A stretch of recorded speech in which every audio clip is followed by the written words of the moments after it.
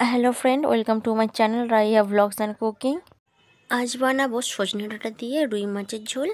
প্রথমেই আমরা পরিষ্কার করে মাছগুলো ধুয়ে নিচ্ছি, দিয়ে দেবো লবণ, লঙ্কা গুঁড়ো, হলুদ গুঁড়ো। আমি এখানে জিরে মরিচের গুঁড়ো ব্যবহার করছি। জিরে মরিচের গুঁড়োটা দিলে মাছের গন্ধটা আর থাকে না। মাখিয়ে রেখে দিয়েছি। এবার কড়াই তেল গরম করে নিয়েছি। এইরকমভাবে আমি একটা একটা করে মাছ তেলে ছেড়ে দিচ্ছি। মাছগুলো আমি লাল লাল করে ভেজে নেব উল্টে পাল্টে।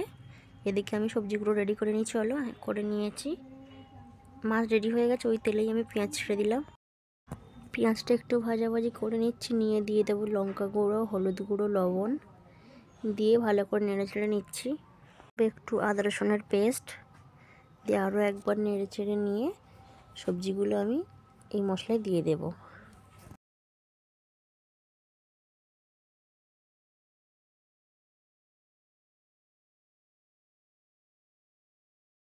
এবার দিয়ে দেবো একটা টমেটো কুচি, দিয়ে আরও কিছুক্ষণ আমি কষিয়ে নেব।